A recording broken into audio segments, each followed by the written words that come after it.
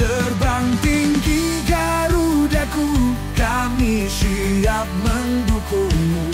Kalah menang kami gak malu, kami akan cinta selalu. Farzana Sport, Farzana Group. Assalamualaikum warahmatullahi wabarakatuh. Salam olahraga, salam sehat, salam sukses bersama. Oke, saya ingin mengucapkan terima kasih kepada teman-teman semua yang telah mensupport dan mensubscribe channel ini. Semoga channel ini semakin menyala abangku. Dan tak bosan-bosannya saya mendoakan wabil khusus buat penonton setia Farzana Sport agar kehidupannya dipermudah di dunia maupun di akhirat. Kita akan membahas berita terpanas seputar dunia sepak bola. Dan kali ini kita punya kabar yang cukup mengejutkan dari kubu timnas Australia. Jelang laga ronde ketiga kualifikasi Piala Dunia 2026 zona Asia pada bulan Maret mendatang, Australia justru terhantam badai cedera. Nggak tanggung-tanggung, bukan cuma satu atau dua pemain, tapi 4 pemain penting Socceroos tumbang satu persatu. Tentu ini menjadi keuntungan tersendiri bagi skuad Garuda. Kira-kira siapa saja pemain yang cedera dan bagaimana timnas Indonesia bisa memanfaatkan situasi ini? Seperti kita ketahui, timnas Australia dan timnas Indonesia saling berhadapan di ajang kualifikasi Piala Dunia tahun 2026 yang akan diselenggarakan pada tanggal 20 Maret di Sydney Stadium. Yang pertama, ada bek jangkung Australia Harry Souttar. Bek jangkung andalan Socceroos ini mengalami cedera tendon Achilles yang cukup parah saat membela klubnya Sheffield United. Cedera ini membuatnya harus mengakhiri musim lebih cepat dan absen dalam waktu yang lama. Tentu ini menjadi kehilangan besar bagi lini belakang Australia. Semoga dengan cederanya bek ini, timnas Indonesia dapat memanfaatkan celah yang ditinggalkan oleh Harry Souttar.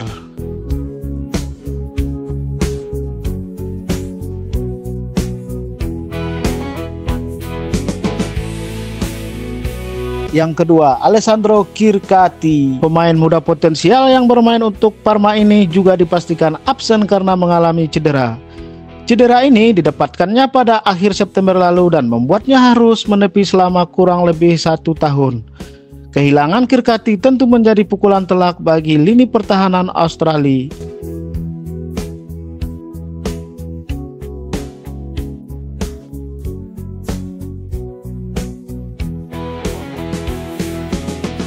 Yang ketiga, Jordan. Bek kiri timnas Australia ini juga masuk dalam daftar pemain cedera setelah mengalami masalah hamstring saat membela klubnya Westerlo. Ia hanya mampu bermain selama 20 menit sebelum akhirnya ditarik keluar. Cedera yang dialaminya tentu membuat lini belakang Australia semakin kropos. Maka dengan lini belakang Australia yang rapuh inilah Indonesia harus bisa memanfaatkan kondisi tersebut.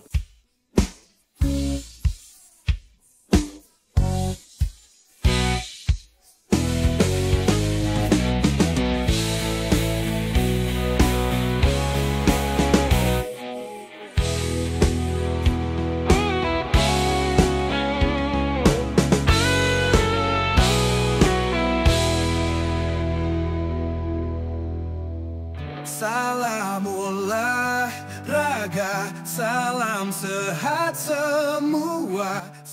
4. Nestori Irakunda, pemain muda berbakat yang dimiliki Australia.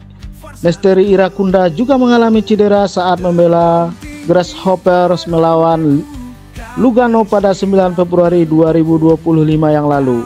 Penyerang yang sedang dipinjamkan dari Bayern Munich ini mengalami cedera pergelangan kaki setelah sempat menyumbangkan 1 assist. Kondisinya masih terus dipantau, namun kemungkinan besar akan absen melawan timnas Indonesia. Jadi itulah dia daftar pemain timnas Australia yang mengalami cedera.